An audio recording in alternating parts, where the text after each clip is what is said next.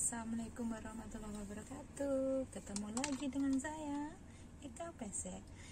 Nah, untuk sebelumnya kalian semuanya yang belum mengenal saya, nama asli saya Surika, asal saya Trenggalek, Jawa Timur, dan posisi saya sekarang di Hong Kong. Nah, pekerjaan saya yang bagi yang sudah tahu pastinya pasti tahu, saya penerjemah di sebuah agensi ya. Karena itu saya di sini juga mau memperkenalkan diri yang kalian belum tahu, karena apa, sudah lama sekali kalian tidak melihat saya, untuk menunjukkan konten-konten yang terbaru ya untuk saat ini, karena sibuk dalam kegiatan studi ya, belajar. Kenalkan, saya juga sebagai pekerja, juga sebagai student, juga di sebuah universitas ya. Saya kuliah di bidang ilmu hukum. Untuk saat ini saya jarang upload video karena saya sibuk untuk mengikuti pelajaran baru saya ya, sudah mulai aktif untuk belajar. Karena itu teman-teman, saya mau menginformasikan bahwa tanggal 27 Maret tahun 2002 ya, udah lewat kemarin itu, saya mengikuti certification training ya di Art Learning Center. Itu membahas sebuah tentang perpajakan. Kita menguak semua tentang perpajakan yang ada di Indonesia ya. Untuk itu saya memperjelas di sini biar kalian semua tahu pentingnya perpajakan untuk kita semua. Dan saya mengikutinya selama 2 jam saja oleh coach yang sangat luar biasa, Dr. Dadang SEMM sama Yuniati SEMAK ya. Beliau sangat luar biasa, ilmu-ilmu yang kita butuhkan di dalam masyarakat tentang perpajakan, masalah-masalah di pasal di PPh 21, 22, 23, dan mencakup semua di pajak bumi dan bangunan. Semuanya dibahas dan dikuak pada hari kita mengikuti Certificate Fundamental Tax. Bagi kalian yang ingin mengikuti, jangan khawatir, pasti ada jadwal terbaru untuk bulan depan, bulan April ya. Nanti saya akan up di WA saya, bagi yang kalian tahu WA saya ya, WA yang pribadi sama yang ada WA di kantor, kalian bisa lihat itu untuk kita tahu fungsinya, tahu pajak ya, sangat luar biasa. Karena itu bagi kalian, kalau diibaratkan menyelam sambil minum air, di sini kita kerja juga, kita juga ikut belajar ya. Karena itu bagi teman-teman yang ingin mengikuti CFTax atau Certificate Fundamental Tax yang akan datang, kalian bisa langsung ketik di web Art Learning Center atau di IG-nya ya, atau bisa di Facebook juga bisa ya. Itu kalian akan bisa mengikuti, kalian bagian akuntansi ataupun kalian bagian hukum, lawyer juga bisa, perpajakan juga bisa. Karena itu kita tidak untuk memperbatasi umur, karena bisa diikuti bagi siapa saja yang ingin melakukan ya. Art Learning Center luar biasa. Untuk kalian yang, daripada saya banyak ngomong, kalian bisa lihat YouTube-nya, cuplikan YouTube yang saya ikutin tanggal 27 kemarin. Kalian biar tahu apa sih yang dimaksud dengan CFTax, ataupun apa sih yang dinamakan Art Learning Center, apa sih Certification Training. Nah, kalian langsung aja ya. BPHTB, PBB, dan Bea Materai adalah pajak yang berbeda. Ya betul. Nah, di sini tentunya terkait dengan definisi BPHTB gitu ya, adalah pajak yang dikenakan atas sebuah peristiwa hukum berupa perolehan hak atas tanah dan bangunan. Ya, nah sekarang pertanyaannya, perolehan hak atas tanah dan bangunan ini sifatnya pajak yang bersifat final atau tidak final? Ya, Anda kan sudah belajar ya di awal. Ada bea perolehan hak atas tanah dan bangunan. Hati-hati ya, ada sewa tanah dan bangunan juga ya. Jadi sewa tanah dan bangunan dan bea ya perolehan hak atas tanah dan bangunan itu berbeda ya Rika ya.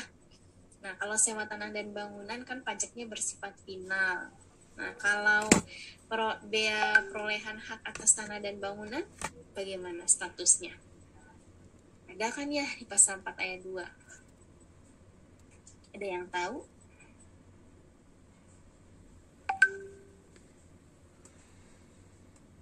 Oke, sembari Anda mengingat kembali, Ibu lanjutkan. Nah, untuk objek pajak dari BPHTB ini ya, Siti Fadilah dan yang lainnya adalah perolehan hak atas tanah dan bangunan. Ya, bukan tanah atau bangunannya sendiri ya, tetapi perolehan hak atas tanah dan bangunan. Jadi bukan tanah dan bangunannya sendiri saja. Nah, kemudian itu terkait dengan objeknya. Nah, kita tahu ya bahwa BPHTB ya. Nanti ada hal hak di sini ya. Hak di sini tentunya terkait dengan hak milik Siti ya dan Deni. Hak milik, kemudian hak guna usaha, hak guna bangunan, hak pakai, hak milik satuan rumah susun, hak pengolahan. Mungkin Deni pernah dengar ya, ada aset yang namanya untuk kepemilikannya itu ada yang namanya SHM gitu ya, sertifikat hak milik gitu kan ya, pernah dengar. Ada juga yang bukan HM ya, tetapi dia hanya kepemilikan hak guna bangun saja gitu ya. Contohnya kalau kepemilikannya hak guna bangun saja itu misalkan apa ya, kalau kita beli ruko ya, misalkan nih Bu Vera ya punya ruko di Pasar Baru. Nah, itu bukan hak milik ya, tapi hak guna bangun. Jadi hanya membeli rukonya saja ya, jadi bangunannya saja. Biasanya itu dalam batas waktu yang ditentukan, Deni. Ya, jadi tidak bisa memiliki selamanya. Ya, itu yang untuk contohnya. Kemudian ada juga ini nih, selain itu juga apartemen. Ya kan? Apartemen itu kan bukan sertifikat hak milik, tapi hak guna bangun ya. Nah, itu biasanya dalam kurun waktu tertentu itu juga ya, seperti itu. Nah, kemudian objek yang tidak dikenakan dalam BPHTB. Nah, yang tidak dikenakan ya, yang tidak dikenakan contohnya wakaf. Ya, Anda mungkin tahu ya, wakaf itu seperti apa. Kemudian diplomatik ya, kemudian juga penggunaan oleh negara. Nah, penggunaan oleh negara tentunya nanti terkait dengan aset gitu ya, kepemilikan yang memang peruntukannya atau penggunaannya adalah untuk negara gitu ya. Contohnya apa? Untuk kepemilikan negara ya, mungkin apa ya, bangunan ya, gedung ya, yang asetnya adalah untuk aktivitas kegiatan negara seperti itu. Baik, karena sudah azan kita berhenti dulu. Dikenakan ya, itu diantaranya adalah wakaf, diplomatik, penggunaan oleh negara, kemudian kepentingan ibadah. Nah, ini misalkan masjid gitu ya. Nah, itu. Kemudian subjeknya, nah kalau tadi hak itu apa, kemudian objeknya yang tidak dikenakan itu apa saja, untuk selanjutnya adalah subjeknya. Ya, kalau subjeknya adalah orang atau badan, nah jadi bisa perorangan ya, juga bisa badan, artinya WP badan ya, yang dia berstatus badan hukum, seperti PT, CV, dan seterusnya ya. Itu yang memperoleh hak, itu subjeknya. Nah, kemudian dasar pengenaan. Nah, dasar pengenaan ini dari nilai pasar ya. Jadi dari nilai pasarnya berapa. Nah, jika nilai pasar lebih kecil ya dari NJOP, nah NJOP ini nilai jual objek pajak ya. Jadi kalau nilai pasarnya ternyata lebih kecil dari NJOP, maka yang digunakan adalah NJOP. Gitu ya, kan ada ya nilai NJOP. Nah, ini yang digunakan bila mana nilai pasarnya adalah lebih kecil. Gitu ya. Ini terkait dengan dasar pengenaannya ya. Nah, seterusnya adalah mengenai, kita bahas objek BPHTB ya, objek BPHTB. Nah, tadi BPHTB ini adalah pajak yang dikenakan atas perolehan. Jadi atas perolehan hak atas tanah dan bangunan ya, bukan tanah dan bangunannya ya. Nah, kemudian perolehan hak ini itu dari jual beli, artinya perolehan hak ini. Nah, begitulah cuplikan dari video saya pada acara tanggal 27 Maret 2022 oleh Learning Center Sertifikasi Training. Oke? Cukup sekian penjelasan dari saya tentang mengenai pajak ya.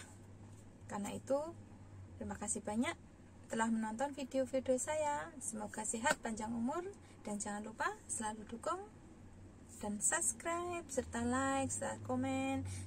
Saya tunggu saran dan kritiknya. Terima kasih banyak. Wassalamualaikum warahmatullahi wabarakatuh.